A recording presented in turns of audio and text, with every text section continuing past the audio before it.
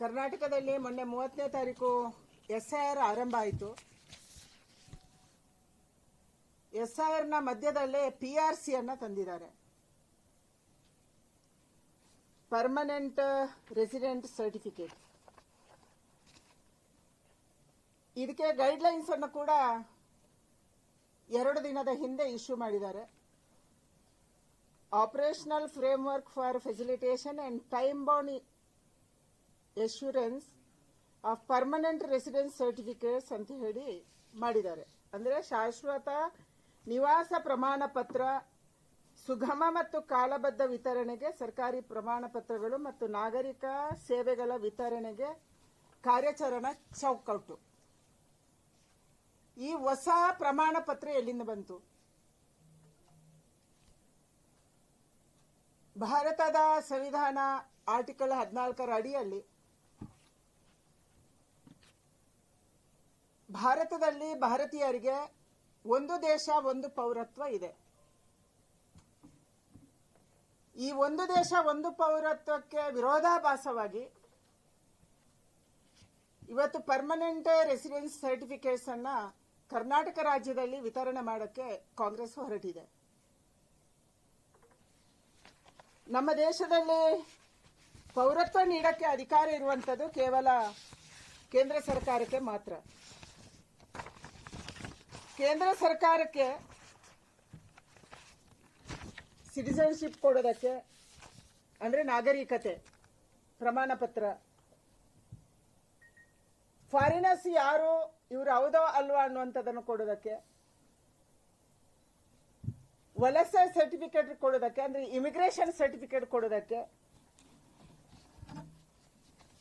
ಇದೆಲ್ಲವನ್ನ ಇಂಟರ್ನಲ್ ಸೆಕ್ಯೂರಿಟಿಯ ಆಧಾರದಲ್ಲಿ, ಅಂದ್ರೆ ಆಂತರಿಕ ಭದ್ರತೆಯ ಆಧಾರದಲ್ಲಿ ಕೇಂದ್ರ ಸರ್ಕಾರ ಮಾಡುತ್ತೆ.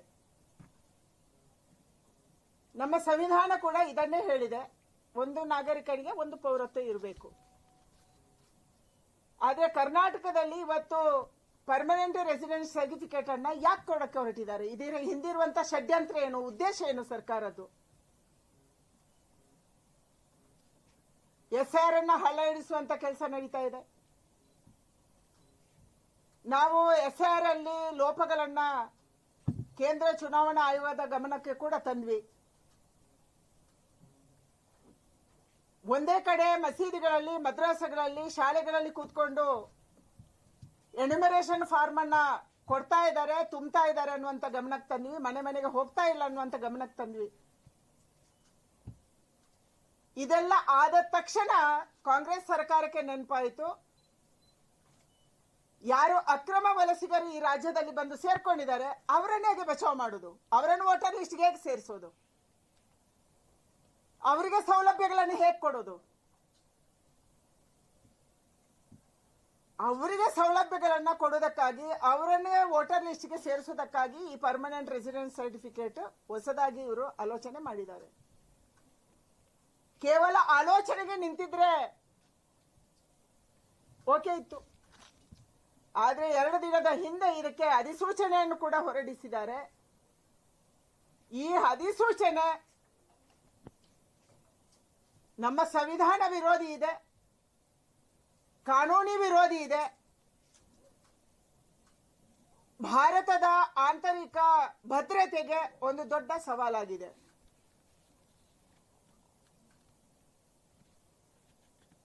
ಇಲ್ಲಿಗಲ್ ಇಮಿಗ್ರೆಂಟ್ಸ್ ಅನ್ನ ಇವತ್ತು ಕಾನೂನುಬದ್ಧಗೊಳಿಸುವುದಕ್ಕಾಗಿ PRC ಅನ್ನ ರಾಜ್ಯ ಸರ್ಕಾರ ಮಾಡಿದೆ. ಆಶ್ಚರ್ಯ ಅಂದ್ರೆ ಈ PRC ಯಾರು ಮಾಡಬಹುದು? ಯಾರು ಪರ್ಮನೆಂಟ್ ರೆಸಿಡೆನ್ಸ್ ಸರ್ಟಿಫಿಕೇಟ್ ಯಾರು ಕೊಡಬಹುದು? ಅದು ಒಬ್ಬ DC ಅಲ್ಲ. ಅವರು ಮಾಡಿರುವಂತ ಕಾನೂನಿನಲ್ಲಿ ಒಬ್ಬ RI ರೆವೆನ್ಯೂ ಇನ್ಸ್ಪೆಕ್ಟರ್ ಕೂಡ ಅದಕ್ಕೆ ಸರ್ಟಿಫೈ ಮಾಡಬಹುದು. ಎಲ್ಲಿ ಕೊಡಬಹುದು?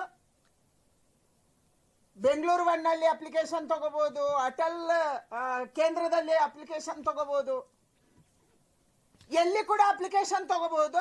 ಅವರಿಗೆ RI ಸರ್ಟಿಫೈ ಮಾಡಿದ್ರೆ ಸಾಕು.